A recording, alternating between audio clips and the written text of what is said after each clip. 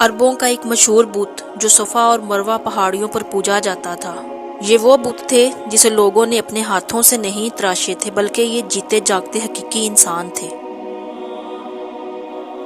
انہوں نے خانہ کعبہ کے اندر ایسا کیا جرم کیا تھا جس کی وجہ سے اللہ نے انہیں ایک ایسا خوفناک عبرتناک عذاب دیا جو آنے والوں کے لیے عبرت کی نشان بن گئی۔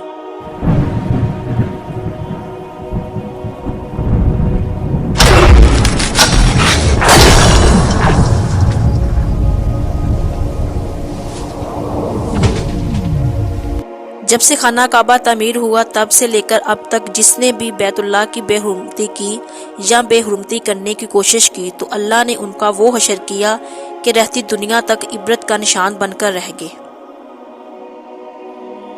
پھر چاہے وہ دنیا کا طاقتور بادشاہ ابرا اور اس کے ہاتھیوں کا لشکر ہی کیوں نہ ہو۔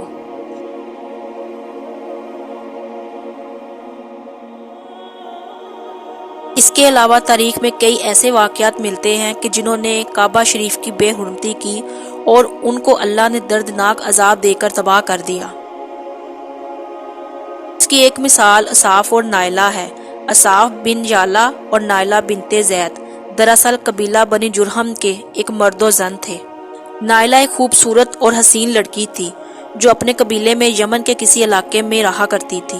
یہ خوبصورت حسینہ قبیلے بنی جرہم میں اپنے حسن کی نمائش کیا کرتی تھی۔ وہ فحاش لباس پہن کر گھر سے نکلتی اور قبیلہ کے نوجوان اس کے پیچھے پیچھے چلتے۔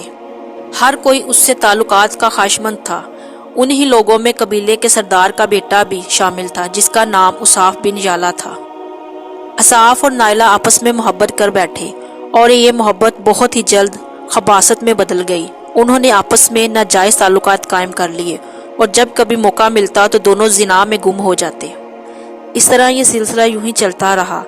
جب ان کے گھر والوں کو اس کا علم ہوا تو وہ ان کے خلاف ہو گئے، جس وجہ سے ان کے ملنے پر پابندی لگا دی گئی۔ ایک دفعہ کا واقعہ ہے کہ بنی جرہم کا ایک قافلہ حج کرنے کے لیے مکہ کے لیے روانہ ہوا تو یہ دونوں بھی اس قافلے کے ساتھ حج کے لیے چل دیے۔ قافلہ مکہ پہنچا اور یہ حج کے ایام تھے۔ انہی دنوں کا واقعہ ہے کہ ایک روز کعبہ میں لوگوں کی تعداد بہت ہی کم تھی اور آس پاس کوئی بھی موجود نہ تھا، لہٰذا شیطان نے ان کے دلوں میں وسوسہ ڈالنا شروع کر دیا۔ وہ دونوں خانہ کعبہ میں داخل ہو گئے اور اس تنہائی کے عالم میں زنا کرنے لگے۔ ان کی اس خباثت اور کعبہ کی بے حرمتی پر زمین آسمان کانپ اٹھا اور سمندر کی موجیں جوش مارنے لگیں۔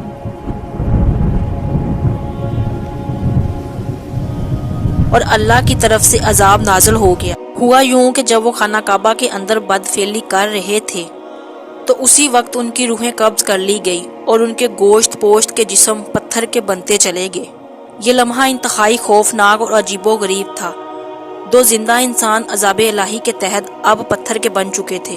کچھ ہی دیر بعد جب بنی جرہم کے لوگ کعبہ کے قریب آئے اور بیت اللہ کے دروازے کو کھولا تو دونوں اندر بدبخت برہنہ حالت میں پتھر بنے کھڑے تھے۔ وہ لوگ یہ سمجھ گئے کہ یہ خبیث اللہ کے مقدس گھر میں کسی جرم کا ارتکاب کر رہے تھے۔ لوگوں نے دونوں کے مجسموں کو اٹھایا اور باہر لا کر زمین میں گاڑ کر کھڑا کر دیا تاکہ یہ لوگوں کے لیے عبرتناک کا نشان بن جائے۔ کچھ دیر گزرنے کے بعد مکہ کے لوگوں نے اصاف کے بت کو اٹھا کر کوہ صفا کے مقام پر رکھ دیا اور نائلہ کے بت کو اٹھا کر کوہ مروہ کے مقام پر رکھ دیا۔ صفا اور مروہ دراصل دو پہاڑی ہیں جو حرم کعبہ کے بالکل قریب ہی ہیں۔ انہی دو پہاڑیوں پہ چڑھ کر اور چکر لگا کر بی بی ہاجرہ علیہ السلام نے اس وقت پانی کی تلاش کی تھی جب حضرت اسماعیل اسلام شیرخوار بچے تھے اور پیاس کی شدت سے بے قرار ہو گئے تھے۔ اس لیے زمانہ قدیم سے یہ دونوں پہاڑیاں بہت ہی مقدس مانی جاتی تھی اور حاجی ان پر چڑھ کر بڑے احترام اور جذب عقیدت کے ساتھ طواف کیا کرتے تھے۔ جب اصاف اور نائلہ کے بت کو صفا اور مروہ پہ رکھ دیا گیا تو ان کی سزا یہ تجویز کی گئی کہ جو شخص بھی صفا اور مروہ پر جائے وہ ان دونوں بتوں کو ایک ایک جوتا مارے۔ ایک دو نسلوں تک تو یہ عمل جاری رہا، پھر لوگوں نے انہیں جوتوں کے بجائے تھپڑ مارنا شروع کر دیے اور کچھ نسلوں بعد لوگ صرف انہیں ہاتھ لگایا کرتے تھے۔ اس طرح وقت گزرنے کے ساتھ لوگوں نے ان سے عبرت حاصل کرنا کم اور ان کی تعظیم زیادہ کرنے لگے، یہاں تک کہ ایک وقت ایسا آیا کہ عربوں نے جاہلیت کی بنا پر ان کو محبت کی علامت قرار دینا شروع کر دیا، اور قبیلوں میں ان دونوں کے عشق کی داستانوں کو فخر سے پیش کیا جانے لگا۔ آہستہ آہستہ یہ محبت کے دیوی اور دیوتا قرار پائے۔ 5ویں صدی تک اصاف اور نائلہ کے اس بت کو عربوں کے بڑے بتوں میں شمار کیا جاتا تھا، جن کے آگے لوگ سجدہ کیا کرتے تھے اور قربانی بھی چڑھاتے تھے۔ حضرت زید بن حارث رضی اللہ تعالی عنہ بیان کرتے ہیں کہ زمانہ جاہلیت میں جب مشرکین مکہ بیت اللہ کا طواف کرتے تھے تو اصاف اور نائلہ کے اس بت کو چھوتے تھے۔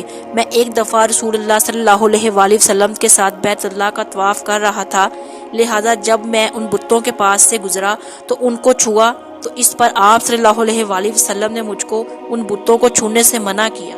میں نے اپنے دل میں کہا کہ یہ دیکھوں تو صحیح کہ چھونے سے کیا ہوتا ہے، اس لیے دوبارہ ان کو چھوا۔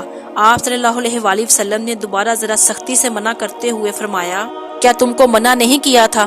حضرت زید فرماتے ہیں کہ اللہ کی قسم اس کے بعد کسی بت کو میں نے ہاتھ نہیں لگایا، اور میں قسم کھا کر کہتا ہوں کہ نبی صلی اللہ علیہ وآلہ وسلم نے کبھی کسی بت کو نہیں چھوا تھا، یہاں تک کہ اللہ نے آپ کو نبوت عطا فرما دی اور آپ پر وحی نازل ہونے لگی۔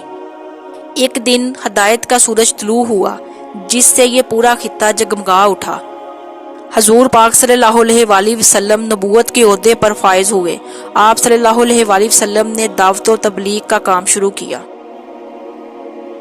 10 ہجری میں جب اللہ نے عرب میں دین اسلام کو غالب کیا اور محمد صلی اللہ علیہ وآلہ وسلم نے مکہ فتح کیا تو آپ نے فتح کے بعد حرم شریف میں داخل ہوئے اور آپ نے اپنے بھائی حضرت علی کے ساتھ مل کر تمام چھوٹے بڑے بتوں کو توڑ ڈالا۔ آپ بت توڑتے جاتے اور یہ فرماتے جاتے کہ حق آ گیا اور باطل مٹ گیا، بے شک باطل نے مٹ جانا ہی تھا، یہاں تک کہ خانہ کعبہ تمام بتوں سے پاک ہو گیا۔ پھر آپ صفا اور مروہ پر تشریف لے گئے اور اصاف اور نائلہ کے اس بت کو اپنے مقدس ہاتھوں سے توڑ ڈالے۔